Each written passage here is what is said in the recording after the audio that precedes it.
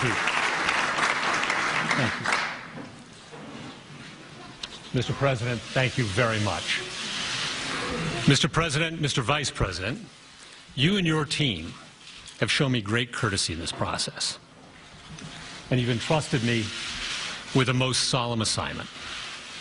Standing here in a house of history and acutely aware of my own imperfections, I pledge that if I am confirmed, I will do all my powers permit to be a faithful servant of the Constitution and laws of this great country. For the last decade, I've worked as a federal judge in a court that spans 6 western states, serving about 20% of the continental United States and about 18 million people. The men and women I've worked with at every level in our circuit are an inspiration to me. I've watched them fearlessly tending to the rule of law, enforcing the promises of our Constitution, and living out daily their judicial oaths to administer justice equally to rich and poor alike, following the law as they find it and without respect to their personal political beliefs.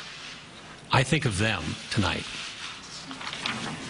Of course, the Supreme Court's work is vital not just to a region of the country, but to the whole, vital to the protection of the people's liberties under law and to the continuity of our Constitution, the greatest charter of human liberty the world has ever known.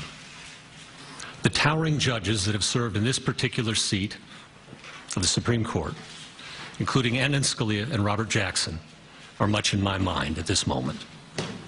Justice Scalia was a lion of the law. Agree or disagree with him, all of his colleagues on the bench cherish his wisdom and his humor. And like them, I miss him. I began my legal career working for Byron White, the last Coloradan to serve on the Supreme Court, and the only justice to lead the NFL in rushing. He was one of the smartest and most courageous men I've ever known.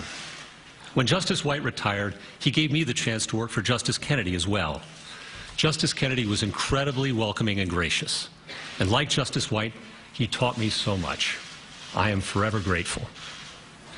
And if you've ever met Judge David Sentell, you'll know just how lucky I was to land a clerkship with him right out of school.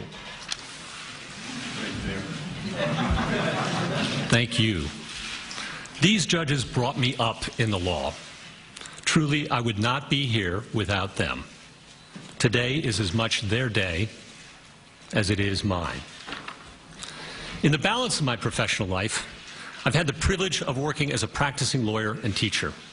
I've enjoyed wonderful colleagues whose support means so much to me at this moment, as it has year in and year out. Practicing in the trial work trenches of the law, I saw too that when we judges don our robes, it doesn't make us any smarter, but it does serve as a reminder of what's expected of us.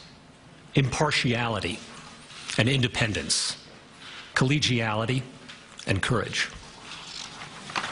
As this process now moves to the Senate, I look forward to speaking with members from both sides of the aisle, to answering their questions and to hearing their concerns.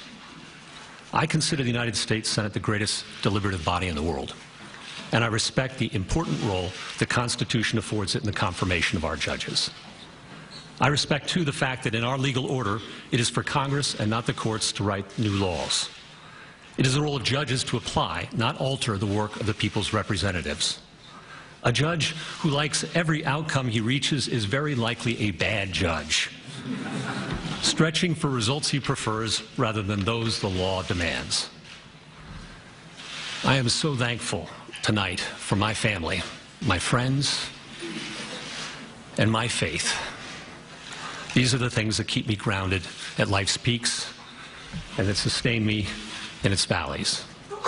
To Louise, my incredible wife and companion of 20 years, my cherished daughters who are watching on TV, and all my family and friends, I cannot thank you enough for your love and for your prayers. I could not attempt this without you.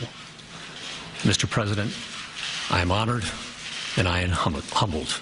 Thank you very much.